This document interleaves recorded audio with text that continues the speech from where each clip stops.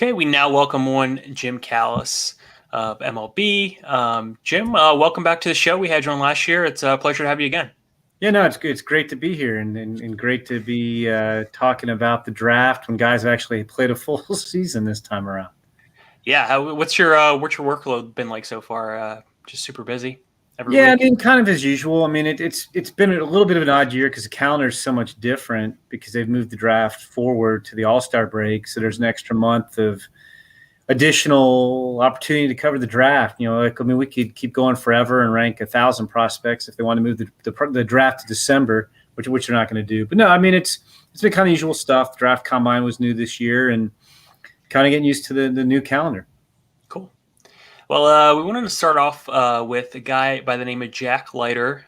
Getting a chance to see him in the College World Series now. He's been getting a lot of buzz, for the last couple of years here. How does he compare to a guy like Sonny Gray? I think he's a better prospect than Sonny Gray was at the same stage of their careers. I mean, there are some parallels there because neither one was especially big or physical, and they both pitched for Vanderbilt. Mm-hmm. Both pitched in the College World Series, dominated the SEC. So there's a lot of parallels there. I think the biggest difference between him, I just think his fastball is better. Not necessarily harder, but Leiter's just got one of those special fastballs that, because of the angle and plane he delivers it on and the spin on it, it just seems like it's one of those optical illusions where it seems like it's rising and guys just swing under his fastball all the time. He could throw that. If he keeps it above the belt in the strike zone, guys just swing under it consistently. It's weird. He actually gets in trouble, I think, when he gets the pitch kind of, belt high or in the lower half of the strike zone than the upper half. But it's just a special fastball. And I think that's probably the biggest difference. But there are a lot of parallels. Both really good competitors, too. Mm-hmm. Along that lines of comparisons, Heston Kjerstad, the Orioles' second overall pick last year. A lot of people want to know, especially Orioles fans, want to know how he compares to a guy like Colton Cowser, another one of the top outfielders in college this year, a guy that could, potentially come off the board in the top 5 picks, top 10 picks, and potentially to the Orioles at underslot at second or at number 5, excuse me. So how would those two guys compare? What are their talent bases, kind of compare like? Yeah, it's weird. I don't think those two guys are really similar at all. Kjerstad was a guy whose power was his best tool. And he'd had a lot of success from day one for 3 years in the Southeastern Conference, which is the highest level of college baseball.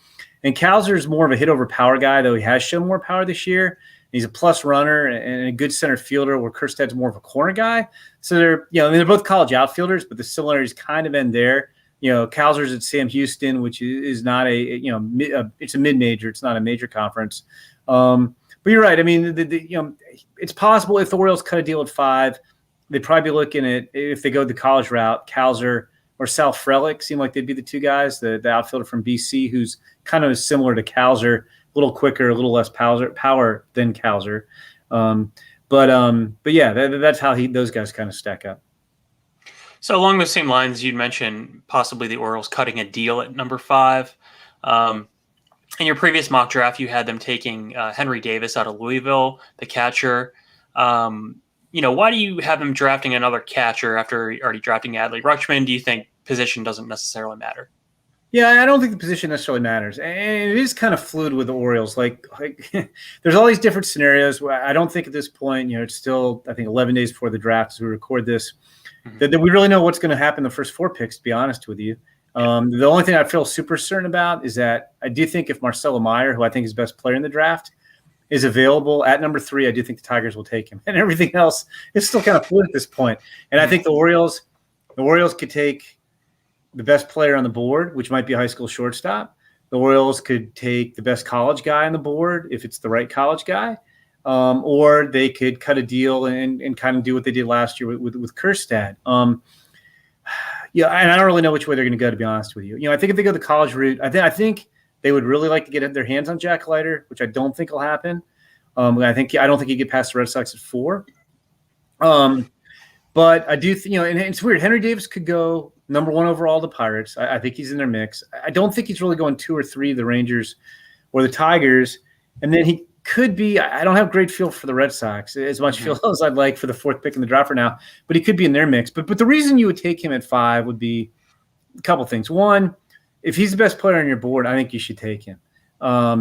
you don't worry about. I mean, I know you got to have Adley Rutschman, who in my mind is the best catcher in the draft, prospect wise, since it went to a single draft in 1987.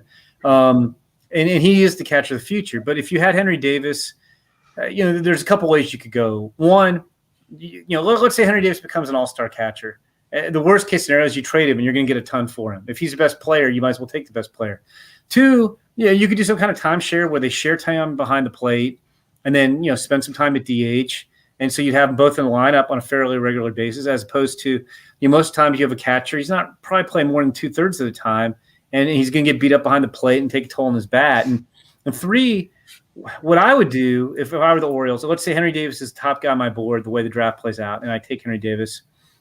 He's easily the best college position player in this year's draft. He's not Spencer Torkelson. He's not Andrew Vaughn. He's not Adley Rutschman. He's not one of those guys, but he is the best college position player in this year's draft. And he's got a chance to be a solid to plus hitter with solid to plus power. And he's got a really good arm, and he moves well for a catcher. I would just maximize the bat. He's kind of a shaky receiver. That's going to need some work. And to me, if you have a catcher who can really hit, and you're hoping okay, maybe he can get fringy or close to average behind the plate, I'd rather just get the most out of his bat than have the position take its toll on him, have him provide, average at best defense behind the plate. And so if it were me and Henry Davis was the best guy on the board, I would just take him and then make him, either a third baseman, maybe see how that worked for a little bit, or a corner. I think he could at least play corner outfield, and he's got a really good arm. So, a long way of answering that, but I just think if he's the best player, you never can have too much talent in any one position. If you had a great shortstop, and a shortstop was the best guy on the board, well, shortstops change positions. And that's the nice thing about Henry Davis is his value is not tied in to him being a catcher. And in fact, I think the catching, we won't count his speed because it doesn't really matter. But of the four tools that matter for a catcher, his catching is probably the worst tool. Actually, it's not probably. It is the worst tool. Mm-hmm. So you look at the Orioles at number 5 too, and a lot of people have talked about the really the top 3 prep shortstops in Lawler, Meyer, and Khalil Watson. And you look at those 3 guys, and you kind of have to figure out what separates these 3, obviously, and they're definitely going to be probably 2 of the 3 going in that top 5. So would the Orioles look to take a prep guy like that at number 5, even though the timeline, is probably going to be accelerated in front of where a guy like that would debut? You look at maybe 3-4 years before a Khalil Watson would even make his major league debut. So that's part one of the question. But then what's the biggest differentiating factor between those 3 prep shortstops? Well, I'd say in part one, I wouldn't necessarily count on it being 3 or 4 years, because usually if you take an elite high school player that high in the draft, they're going to move quicker than expected. If you got one of those guys, I don't know what development's going to look like now with fewer minor league teams. I assume that a high school shortstop would go to, they've renamed, was it the Florida Complex League now, I think is what they call the Gulf Coast League. So I don't, I assume the guy would probably begin next year in low A, but those guys can move pretty fast. So I would think if you drafted a guy this year, he might be in the big leagues by the end of 2023. If you're taking a high school guy at 5, because it's going to be a pretty special player. But if you're separating those guys, and I would throw Brady House in that mix too, because I think they do like Brady House some too. So the 4 guys, you have Marcelo Meyer, Jordan Lawler, Khalil Watson, and Brady House, and that's the order we've ranked him in. I think Meyer is the most polished of those guys. He has good, he has really good tools. I think he's, we just did a best tools list for the draft. I think he's got the best hitting ability in the draft, and I think he's the best defender in the draft is the way we sorted them out. And he may not have the most power, and he's just an average runner. The speed's the one tool doesn't stand out. He's not the flashiest defender, but he's just polished. We've gotten kind of comps of Corey Seager type of bat with a Brandon Crawford glove. So that's a pretty good player right there. Right. Yeah. Jordan Lawler. I think most people have Meyer and Lawler is kind of the top 2, and then Watson and House just slightly behind him. Lawler has more explosive tools. I think he's got more power. He's got more speed than Meyer, but he's not quite as polished. There's a little bit more swing and miss in his game. He's a good defender, but I just think Meyer's a more polished defender. For Watson, he's probably, if you're more similar to Lawler than to Meyer. Like he's a smaller guy and he takes a really big swing, but he makes it work. He's really good hand-eye coordination. So he gets to a lot of his power.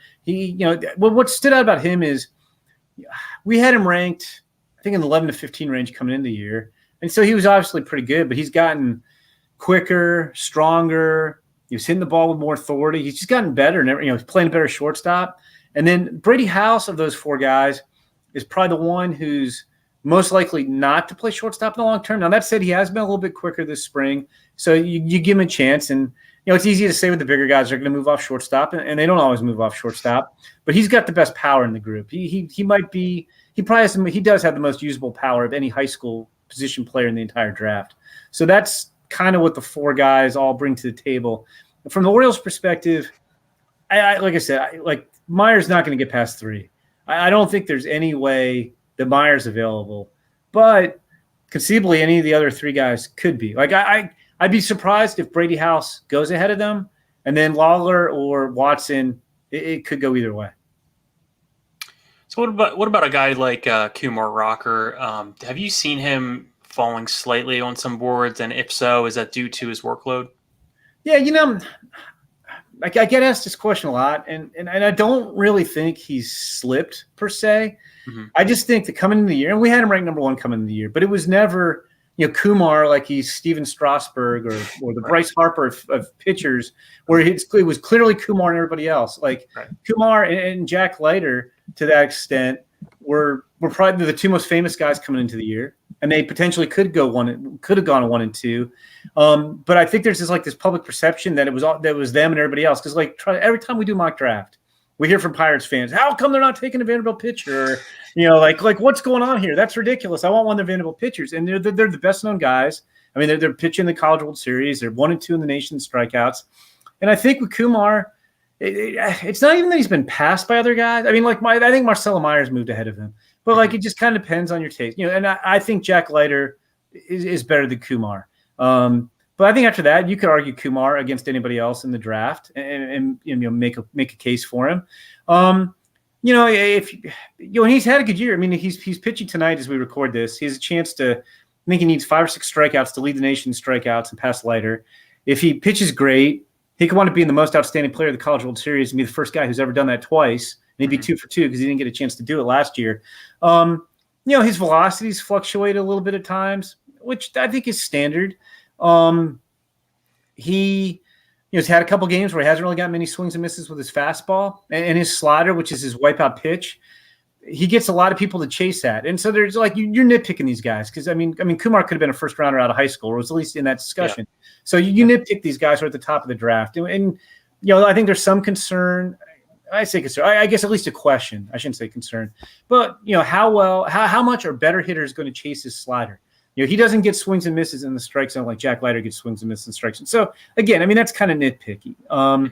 He actually throws more strikes than Jack Leiter. I think he's a little bit more polished. But so I don't think it's so much that he's slipped, and I don't think his workload is that much different than it was as a freshman, to be honest with you. I mean, he's got. I haven't looked at the innings leader. He might have as many innings as anybody in the country, just because. Well, it's counting today. He's going to have more starts than anybody in the country. Right. I mean, he's a big, strong guy, and he generally goes 6 or 7 innings. But so I don't think that he's done anything wrong or that he's regressed. It's just, at the top of the draft, for instance, I think the Pirates want to take a position player and perhaps cut a deal. I think Leiter, I don't know for every team, but I think for most teams, Leiter is ahead of Rocker. So I don't think. I think Leiter could go with the Orioles. I don't think Rocker will. And then you get, kind of philosophical questions. You've got these tooled up high school shortstops, and some teams would rather have a position player. You have some teams that want a college bat, and Henry Davis is there. So it'll be interesting to see where he goes. Right now, I think he probably goes. I don't know who else would be on the board. I don't think the Orioles take him at 5. I think he could go 6 to Diamondbacks. I think he could go 7 to the Royals. And then I think it's at the point, I don't know if the Rockies would take him at 8, but I think almost everybody else at that point, it would be, okay, look, we didn't expect him to be here. Can we make this work financially? But it's from Orioles' standpoint, I really don't think he'll be their guy. I think they have other guys I like more. And to follow up on that, would you expect that they will not take an arm? I know that's kind of been the consensus around the Orioles is that they're not going to take an arm in this draft, at least at number 5. Well, no, I wouldn't say 100% because I do. Again, it's all fluid. So like I might I'll do another mock draft next week, and I'll do another one before the draft, and I'll probably do a names only one the day of. So maybe I'll get more information because teams are starting to meet now and things start to solidify. Right. My gut feel right now, as of today, is I think Jack Leiter is the guy they want. I think they would take Jack Leiter. Like I think he would be their guy. So I don't think it's a philosophical. Like we're definitely not taking a pitcher. And that said, I don't think they're like I said, I don't think they take Kumar Rocker. And I think if you're just grading out stuff and control, a combination of 3 pitches control, Jackson Jobe grades out better than either of the Vanderbilt guys. Now that said, he's a high school pitcher that comes with risk. Leiter and Rocker have proven themselves against the SEC, which is top level of college baseball. And they've dominated. They've stayed healthier longer. Jobe hasn't because he's younger. I don't think I'm not hearing Jobe for them at all. So really, will they not take a pick? There's only really 3 guys you could consider, I think, at 5, unless you were doing a deal to save money with somebody. And so of those 3, I think the only one in play would be Leiter. But I do think they would take Leiter. And as I said before, though, I think there's a good chance Leiter goes 2. Maybe he goes 3 if Meyer goes 1. And I think the Red Sox would take him. So I think the chances that he gets to Baltimore are pretty slight. The 2 guys I would cross off before 5. There's no chance Meyer gets there. And I don't think Leiter gets there. I think there's scenarios where anybody else you come up with could be there at 5. Is there someone that you identify in your post top 5 picks that you say this guy you think that has the highest ceiling post top 5 from your previous mock draft on the 23rd? That is. Yeah. Well, I mean, I didn't have. I'm trying to think. Brady House has a high ceiling. I didn't have Brady House or Khalil Watson in my top 5, and they both have really high ceilings. And I didn't have Kumar, and he's got a high ceiling.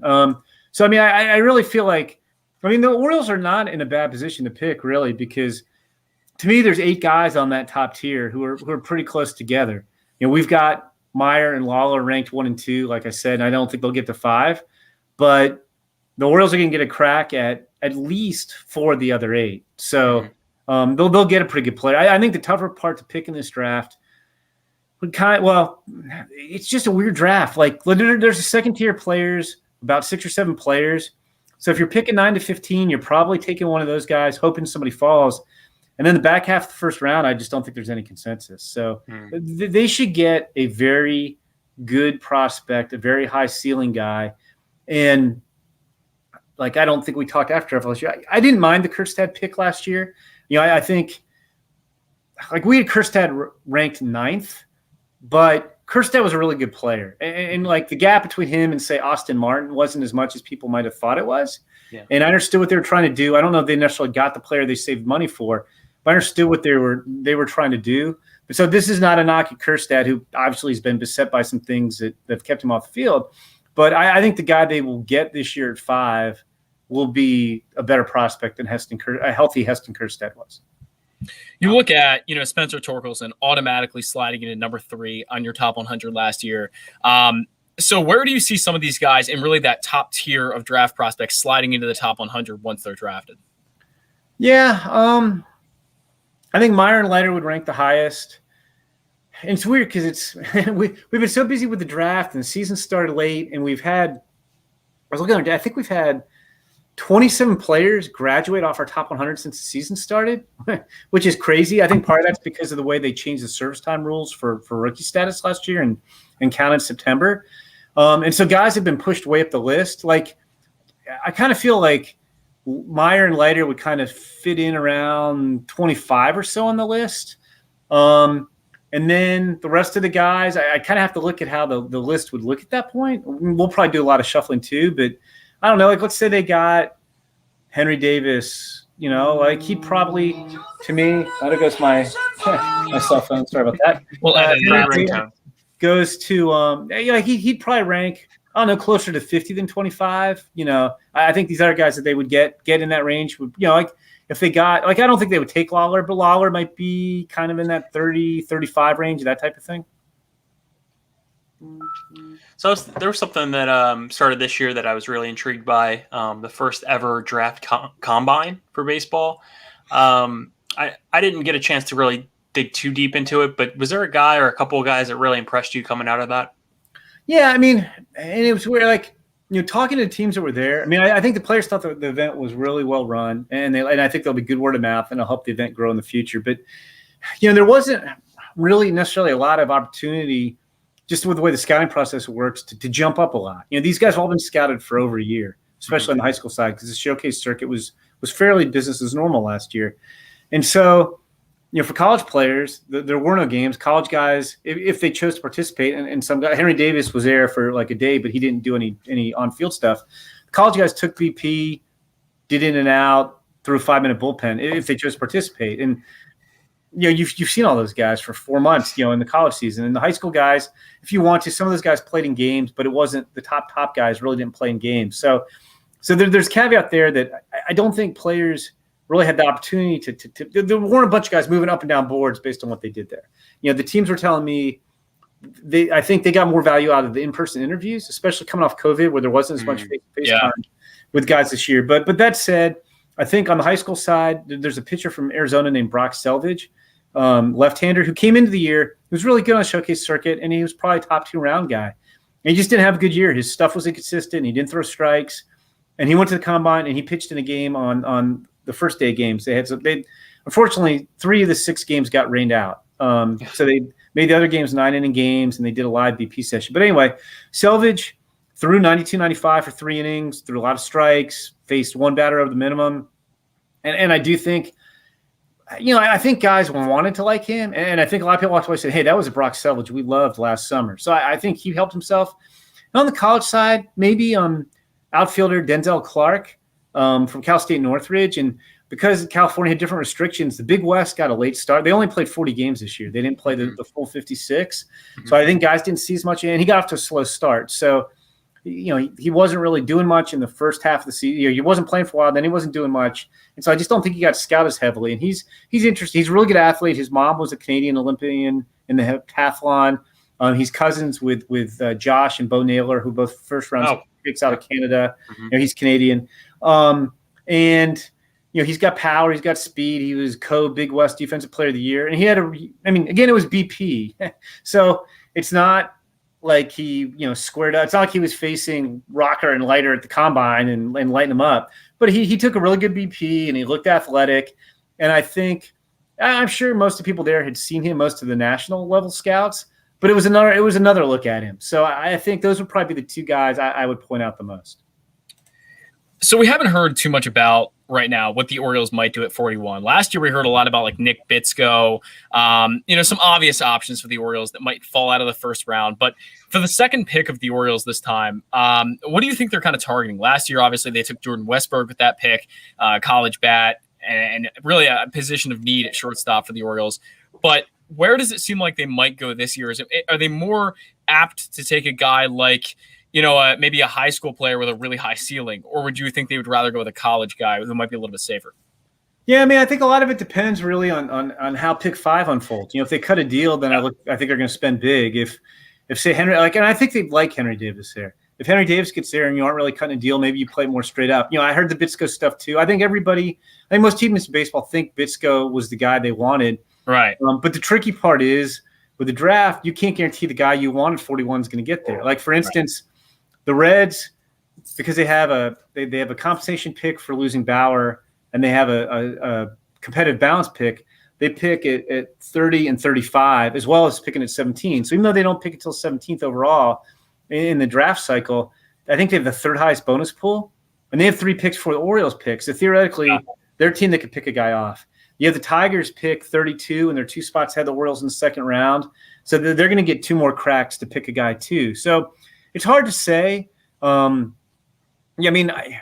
way teams handle high school pitchers is they don't take them in the first round. Right. Only a couple go in the first round, then you overpay them with your second pick. There's a lot of high school pitchers and high school outfielders who could fit that mold, or high school athletes, whether it's a Josh Baez or Chase Petty or Frank Mazzucato or we've got Andrew Painter and Bubba Chandler going in the first round. Maybe somebody tries to push them down a little bit. Like Anthony Solomito's another guy. Those guys are probably going in the back half of the first round. And then you run into, well, if the slot's 3, what if one of these teams with a bigger pool can pay him 4? So it might be some guys like that. Lonnie White Jr., James Wood are guys with really interesting packages of tools, but questionable bats. You got Max Muncy, who's more of a bat over an all-around tools type of guy. So those would be some of those guys. Or, that they could cut a deal and you could have what happened last year and the guys they want don't make it. And then they take the best, just who they think is the best guy or best college guy in the second round and then do some damage in the fourth round. So it's I get asked that question a lot by the teams picking kind of at the top of the draft with extra picks. And it's so hard to tell because nobody's going to tell us. Like, it's not like the NFL draft. Teams don't lie to us about who they're picking, but like they aren't going to come out. I got 2 calls. They're not going to tell us, hey, we want pitcher X and we're going to give him $4 million. And so we're going to do everything we can to make him fall. Like, so it's hard to know specific targets. You just actually mentioned a guy I wanted to talk about briefly. What's your evaluation on a guy like Chase Petty, and do you think he has a possibility of sneaking into the first round? Oh, he could. I mean, I think traditionally that's the type of pitcher the teams feel more comfortable overpaying with their second pick than taking in the first round. I mean, he's got a great arm, triple-digit fastball, power breaking stuff, but he's not a real big guy. There's some effort in the delivery. It looks a lot like a relief pitcher long term. Like, and now you can say, I always say you can look at any pitcher and sit there and go, oh, I'm worried he's going to get hurt, or oh, I think he's going to be a reliever. And you know what? By the nature of pitching, you're going to be right most of the time. Yeah.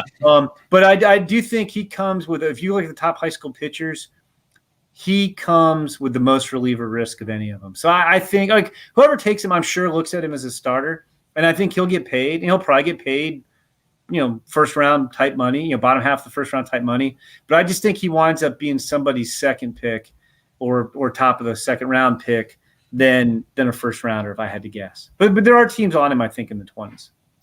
So kind of 2 questions in one for you here, all about Mike Elias. Obviously, there's some stigmas, I guess, about Mike Elias right now, about, kind of what he likes to do in the draft. One of those, obviously, is going under slot. It seems like with the Carlos Correa pick, now the Heston Kjerstad pick, that Mike Elias is going to become the GM to be known to go under slot.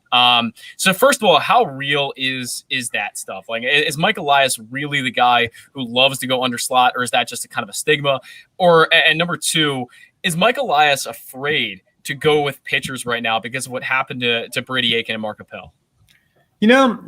Well, I can't answer. Well, I can answer one. I think that's way overblown. I think yes. Last year they were trying to go. They were trying to cut a deal to have more money to go. To get Nick Bitsko or whoever, and they didn't get Nick Bitsko, but they overpaid or gave overslot bonuses to Kobe Mayo and Carter Baumler. But like people misunderstand what the Astros did in 2012, honestly. They didn't take Carlos Correa because they were looking to cut a deal. They took Carlos Correa. Like, I think they wanted Appel. Like, I still believe that Appel was their guy. And it was the first year of the new draft rules, the bonus pool. And Scott Boras was determined he was going to blow up the new rules. And he thought somebody was going to pay Mark Appel way over slot and lose 2 first-round picks. And he just was not going to agree to a number at 1. And so they moved on to Correa. And what people don't realize, Correa, after us and everybody else came out with the draft rankings, went on this kind of like workout circuit with the teams at top of the draft. And he just tore it up. He had unbelievable workouts. And he had a pre-draft deal. The Cubs were going to take him at number 6. Imagine Carlos Correa added to all those Cubs position players. Mm-hmm. That was the guy they were going to take at 6, and they wound up taking Albert Amora. That would have been a little bit of an upgrade. And honestly, his agent screwed up because when Appel didn't go 1, the agent they called Correa, and Correa initially turned down the $4.8 million offer, which I think the slot the first year was $6 million, or no, 7.2. It was 7.2. And Correa turned it down, and then they were going to go talk to Byron Buxton, was the next guy that the Astros were going to start to talk to. If Buxton goes 1, Correa goes 2. The Twins told me after the fact they would have taken Correa at 2, and so Correa had leverage, but they didn't realize it, I guess.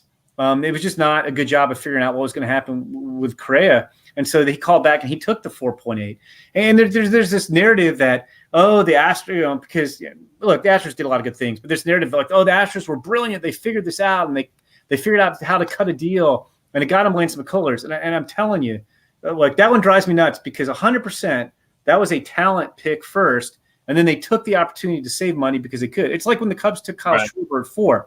The Cubs loved Kyle Schwarber. That's who they wanted at 4. But that wasn't the consensus guy there, and they were able to save money. And it was the same thing with the Astros. And even the narrative that, like, oh, that helped to get Lance McCullers.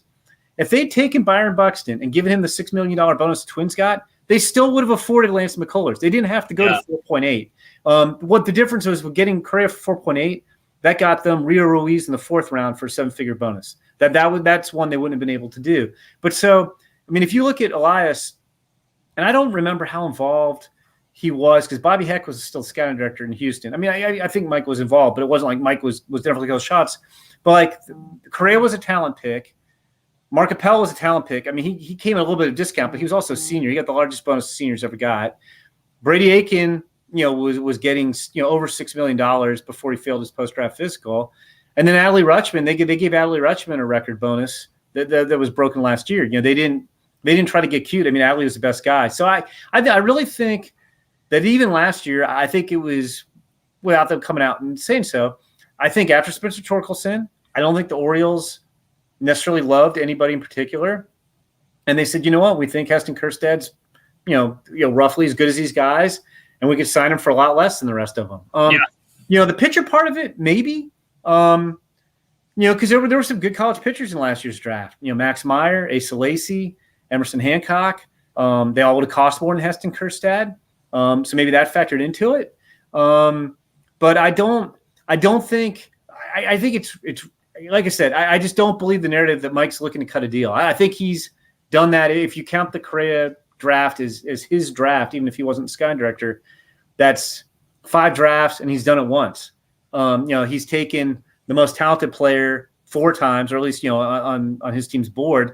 And honestly, like I said, like you just got a sense last year, everybody thought Austin Martin was going to, that the Orioles just weren't that high on him for whatever reason. And look, I mean, he went 5th and teams liked him, but I think Austin Martin is like the slam dunk number 2 guy was overblown a little bit too. Like he was the best hitter in the draft. He doesn't have a lot of raw power. I mean, I think he's one of those guys who gets to most of his raw power just because he's such a good hitter. But I don't see any way. I really don't think he plays on the left side of the diamond. I just don't think he's got the arm strength. And I know, and he got the yips a little bit at Vanderbilt last year too. And they moved him from third base to outfield. I think he's a second baseman or a center fielder. And I just don't think. I think he's one of those guys that fans thought like Austin Martin's clearly number 2.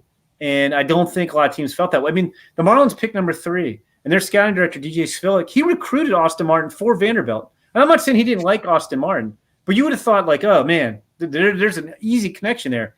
And DJ Svilick didn't take Austin Martin either. So yeah, now and I've talked so long, I forgot the second part of your question. But I don't think he's a slam dunk, oh, we're going to cut a deal. I think he's done that 1 out of 5 times, and I really think the draft dictated that. I don't think they went into last year just as this is our master plan, we're cutting a deal. I think after Torkelson, they just they didn't see a clear number 2 guy. So I know you had mentioned the Rockies possibly being a little tentative to take a pitcher.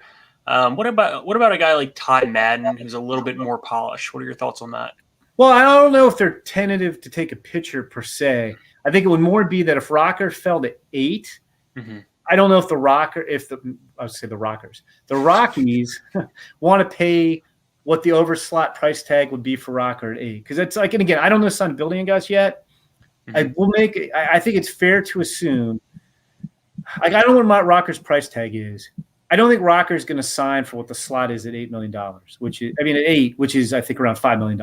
Like, I don't think that. I think he's going to be like, if he starts getting down to 6, 7, 8, 9, whatever, he's going to want well over slot. And while, you can play the leverage game, hey, you're really going back for your 4th year at Vanderbilt, at the same time, the way the bonus pools work, you want to know what you're spending on that first guy, so you know what you have to spend on other guys. And even if you thought theoretically, like, hey, he has to sign if we offer him 6, and maybe he does. And again, I don't know what his price tag is. They could still say, fine, you know what? We'll sign for 6. We'll sign for 6 3 seconds before the deadline. So you can't go ahead and sign anybody else over slot because you can't sign your over slot guys until you sign your under slot guys, because then you run the risk of, hey, we might forfeit 2 future first rounders. So that was more that. But yeah, I do think the Rockies, depend, like the Rockies, like I said, there's a top tier of 8 guys. I don't know that the Rockies would take all 8 of them, so that would have to be the right guy fall to number 8. Like Brady House might be the guy who goes last among those 8 players right now. And I think they take Brady House at 8. I think he'd be a great fit. He kind of reminds me of Trevor Story, to be honest with you. So I think that might fit. But then let's say that there's not a top tier guy that they want at 8. Yeah, I think they could go with a Ty Madden. I think he could possibly go in there. They might go with one of the college bats, the Colton Cowser, Sal Frelick, Matt McClain group, or maybe they go like they push up a guy a little bit like Benny Montgomery, who's one of the better high school position players out there, probably the next best guy after that first tier of 8. But yeah, I don't think the Rockies are pitcher phobic. I don't think the Rockies want to have to pay over slot for a pitcher at 8. And then, Jim, to wrap up my questions at least, has there been a player in the college tournament so far that you think has impressed enough to possibly push their way into the first round? Yeah, I think the obvious guy there, and I don't know when you guys will make this live, so maybe he will have pitched by the time this runs, but Will Bednar in Mississippi State, I think has helped himself. He was, like the college crops are weird. I think college hitters and college pitchers both, there's about 4 guys who are consensus first-round picks. And we know there's going to be more than 4 college bats and more than 4 college arms go in the first round, but there's no consensus on who the rest of them are going to be. And I think Bednar was kind of on that borderline range of late first, sandwich, early second, and he really didn't pitch well in the Super Regional against Notre Dame. So at that point, I thought, okay, probably on the outside looking in. But he's been really good in Omaha. He struck out 15 in 6 innings against Texas. Pitched well against them, not that dominant the second time. He'll be on short rest tonight. So I don't think how he pitches tonight will necessarily affect things because he's pitching on shorter rest than he has all season. But he's got one of the better combinations of stuff and strike throwing in the draft. And I think he has like to me, he's a guy whose College World Series performance in particular has cemented him as a first rounder. I would say you don't see that too often. And then I realized, well, the draft usually is before the College World Series, but you usually don't see late season performance bolster a guy's stock that much. But I just think he was so good against Texas that was like, okay, yeah, this guy's stuff plays. We're on it, and he bounced back so well from that lackluster start against Notre Dame. Mm-hmm. So to kind of go back to the O's for our last question here. I think most of the fan base was pretty upset last year when the Orioles took Heston Kjerstad, number 2 overall. I think they got a little bit creative there where, there were obviously a few guys like Austin Martin, like you said, Max Meyer, guys that were more, more of those top 5 level guys coming into the draft. They were all projected to go top 5, where Heston Kjerstad really wasn't. And there's probably going to be something similar that happens this year in the top 5 where there will be someone picked and it wasn't really expected to go there. And if it is the O's at number 5, who would be the most out there kind of possibility for the O's to really, jump up and take it number 5? Could it be a guy like Harry Ford or, maybe a Sam Bachman, someone like that? Yeah, I think that's exactly I think those would be the 2 names I'd give you. I think if a team cuts a deal in the top 5 or pushes a guy up, I should say, because I think the Pirates aren't going to pay $8.4 million whoever they pick at 1. But if a team takes a lower ranked guy outside that first tier in the top 5 to save money, it probably would be the Orioles. So that's 1. 2, I think if they do it, the most likely candidates are that group of college position players I mentioned. Colton Cowser, Sal Frelick, Matt McClain. And I've heard McClain less than I've heard Cowser and Frelick. Okay. But a couple other names I have heard there are Harry Ford, who's good. And he's an interesting one because he should be like a mid-first round pick. He's a high school catcher, and then that's a scary demographic. Although the high school catchers who usually pan out better are the guys who are athletic enough to play other positions and have the bats to play other positions. And Harry Ford can definitely do that. He's like a plus runner. He could probably play anywhere. So I have heard some Harry Ford there. And it's weird because there's a lot of talk that people think he has a deal somewhere like in the upper part of the draft, like upper half of the draft. But then I had a team that was picking the 20s today told me they're searching around and nobody can figure out where he's going in the draft. Like they're unclear if he might get to their pick. And their attitude was, I don't care if he has a deal with somebody like to be somebody's second pick. We'll just take him, and he's not going to turn down, $2.5 million or whatever. So I have heard some Harry Ford, and then I have heard some Sam Bachman too. Like I have heard those names. Like, yeah, Bachman would be an interesting one because I really like him. I mean, he's got a great arm. I'm a big Sam Bachman guy. Yeah, I had scouts who saw him and were like, like on his best days, it was like 80 fastball, 80 slider on the 20-80 scale, and he's got a pretty good changeup too. But man, like there's some effort in there. He's like 6'1", 230. It's not a great delivery. Like of the best college pitchers, he comes with the most reliever risk. He missed a couple starts this year. And, if you're talking about, I don't think it's dogmatic slam dunk. We're not taking a pitcher. But, it does feel like the Orioles are leaning more hitter than pitcher at 5.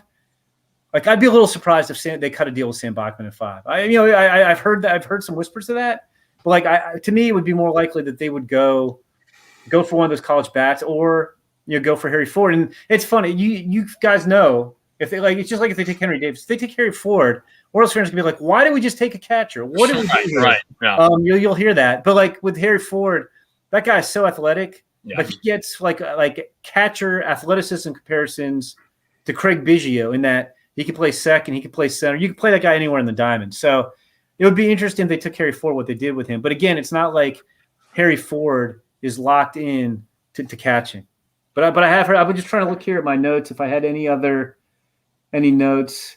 Yeah, and I don't remember if you just said him. Bubba Chandler is another one that's been mentioned there a little bit too. Wow. Okay. And it'd be interesting. Like I don't know if that would be Bubba Chandler as a shortstop or Bubba Chandler as a right-hander. I think right. More teams like him as a pitcher. I do think there's, but I don't think it's like 90%, 10%. I think it's more like maybe 65-35 type of thing. But I don't know if I would be picking him as a shortstop. And but that would be interesting too to try to cut a deal with a guy who I think he's signing, but right now he's at Clemson football camp. Clemson's summer football camp's already open, and I don't think he's that type of quarterback. And even if he were, I can't pronounce the guy's name. The guy filled in for Trevor Lawrence last year. That guy's gonna be the starter for 2 years. So like Bubba Chandler at best would play quarterback 3 years down the road. So that's the other name I've kind of heard there. But if I had to bet, I think it would more be that Sal Frelick, Colton Cowser type of pick there at 5. Nice. Well, Jim, we certainly appreciate you joining the show. I know you have a very busy schedule. Where can people follow you on Twitter? How can they read your articles? All that. Yeah, it's on Twitter. I'm Jim Callis, MLB. GIMCALLIS MLB. I try to tweet links to all the stuff I do. MLB Pipeline has an account, MLB Pipeline. That's also the website, MLBpipeline.com. And one thing I'll show them for our site. All our stuff's free. All of our scouting reports and scouting grades and videos and articles and analysis, it's 100% free. I mean, obviously we work for MLB. They're trying to promote the game. They want people to see it. But none of it's behind a paywall. So you can read all of our stuff. And we're going crazy with the draft, obviously. We're simultaneously going crazy with the futures game and trying to keep up with everything that's going on in the minor leagues. So we're just churning out a ton of content. And like I said, it's all free. So people should check that out. Perfect. Thanks so much again, Jim. We appreciate it. Yeah, thank you guys.